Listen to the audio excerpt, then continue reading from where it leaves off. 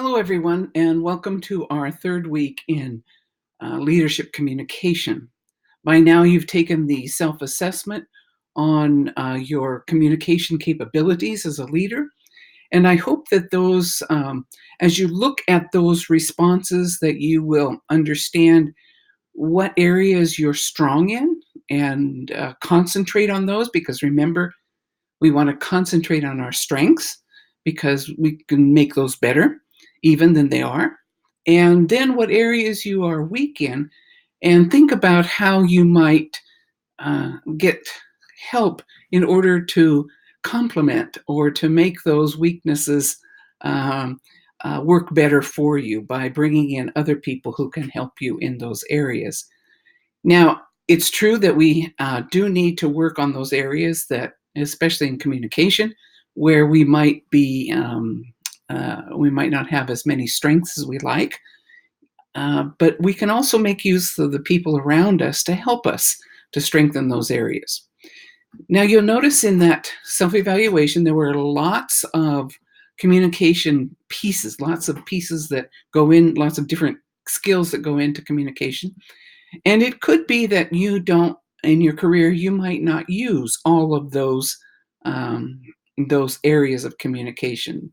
You might not need as much PR, for example. And that's okay if you're not going to get there in your career. But if your career is going to take you into those places, you need to figure out how you can make those things work for you. Remember, this is a self-evaluation, which means it's only as good as your self-awareness. And there's always the tendency for us to either overestimate or underestimate our abilities. So it's also helpful to have somebody else fill that out for you, so that you can get a better opportunity to see, am I really as aware of my capabilities as I think I am. What I want to concentrate on now and finish out this video is on the assignment that you have coming up is the executive summary. And the executive summary is an extremely important activity that I want you to learn how to master, because you may not have the opportunity to write lots of reports, but you will always have the opportunity to learn, I should say, to figure out how to be concise about what you are asking for or what you need. And the executive summary is, as the chapter in the textbook shows, and also our online book talks about, is only one piece of a report. It is often the only piece of a report that the people who need to make decisions will read. So pay special attention to what needs to go in to that executive summary.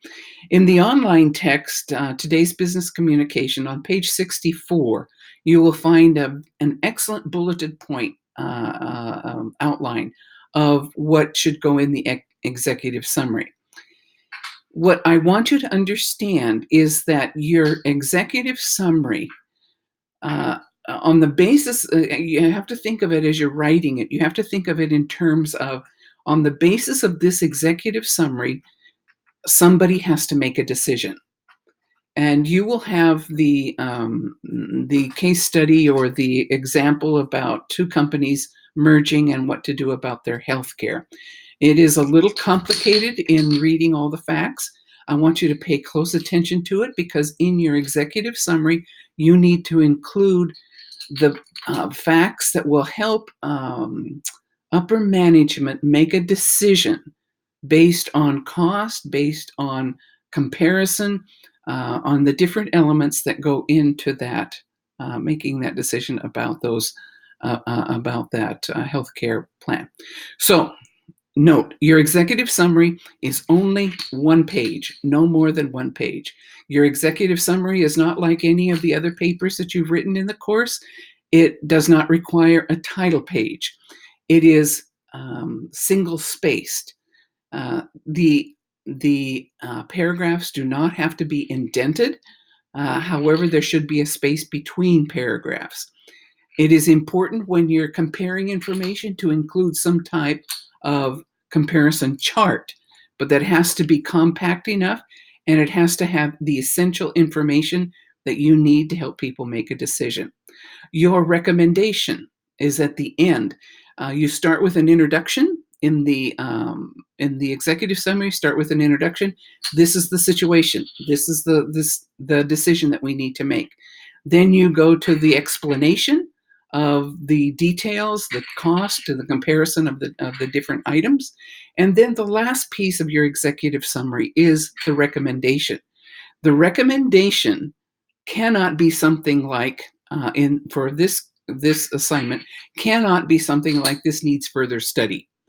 The recommendation has to be a concrete recommendation that you are going to make because on the basis of the information that you're provided, your recommendation will go then to upper management and they will make a decision based on what you recommend, and your recommendation is based on your facts, the information about the cost and all the things that are involved. I hope that's kind of helping you clarify. The executive summary is often the most difficult piece of writing that people do in this course, and it is you cannot afford to have fluff. It has to be pared down, but it should be a complete page because if it's not a complete page, that means you might be leaving out too much information. So that's the executive summary. I hope that you make use of the resources that are mentioned on Foxtail. Check at the internet, find resources that you might need there. It is one part. It is the first part of the report. You're not writing the whole report, just that. And it is often the only piece that the people coming to the table to make a decision, it will be the only piece that they read. So keep that in mind, and I hope that you will give it the time and effort that it deserves, because whether you write reports or not, some kind of executive summary will be required of you no matter where you are and what you do. Okay, that's all I have for now, and if you have any questions, be sure and let me know. I'll see you next time.